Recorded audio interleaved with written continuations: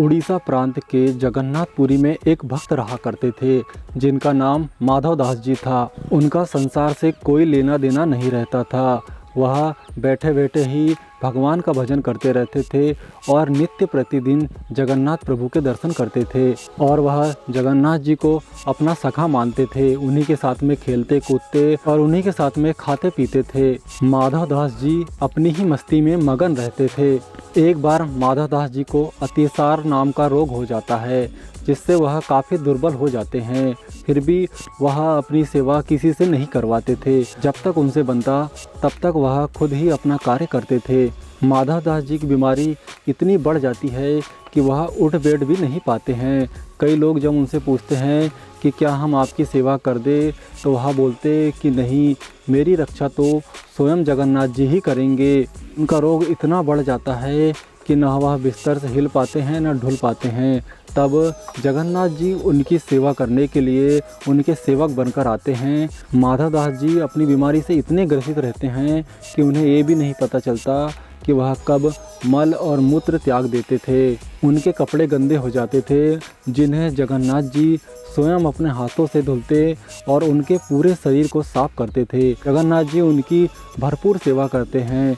जब माधव दास जी थोड़े ठीक हो जाते हैं तो समझ जाते हैं कि जगन्नाथ जी ही उनकी सेवा कर रहे हैं। माधव दास जी जब थोड़ा ठीक होते हैं तब वह जगन्नाथ जी से प्रश्न करते हैं कि स्वामी, आप तो त्रिभुवन के मालिक हैं, फिर भी मेरी सेवा कर रहे हैं।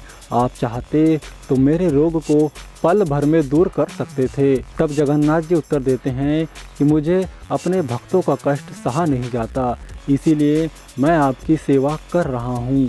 इसके पीछे का कारण यह है कि जीवों को अपने पूर्व जन्म के कर्मों का फल अगले जन्म में भुगतना होता है। तुम्हारा रोग 15 दिनों का बचा है। मैं नहीं चाहता कि इस 15 दिन के रोग को भोगने के लिए तुम्हें दोबारा जन्म लेना पड़े, इसीलिए मैं तुम्हारी सेवा कर रहा हूँ। अगर फिर भी तुम चाहते हो कि मैं तुम्हारा रोग दूर कर दूँ तो तुम्हारा रोग मुझे दे दो।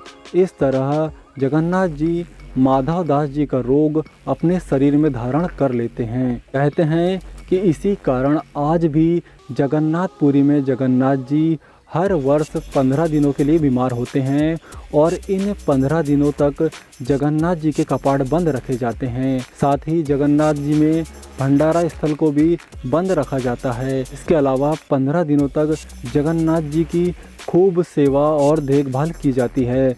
जगन्नाथ जी को इन 15 दिनों में कई तरह का काढ़ा पिलाया जाता है। जगन्नाथ जी को मीठे फलों का रस का भोग लगाया जाता है। साथ में जगन्नाथ जी को गर्म दूध पिलाया जाता है और इन 15 दिनों तक जगन्नाथ की देख रेख के लिए डॉक्टर स्वयं आते हैं और उनका चेकअप करते हैं। और जब जगन्नाथ जी 15 दिनों बाद ठीक हो जाते हैं तब उन्हें स्नान कराया जाता है और तब होती है जगन्नाथपुरी में उनकी रथ यात्रा। और इस भव्य रथ यात्रा को देखने के लिए हजारों भक्त उनके दर्शन हेतु आते हैं। दोस्तों, ये थी भगवान जगन्नाथ और उनके भक्त माधव दास जी की कहानी। दोस्तों, यह कथा हमें यह सिखाती है कि अगर हमारी भक्ति सच्ची है, चाहे हम किसी भी परिस्थिति में हों, भगवान हमारी रक्षा के लिए ज़रूर आते हैं।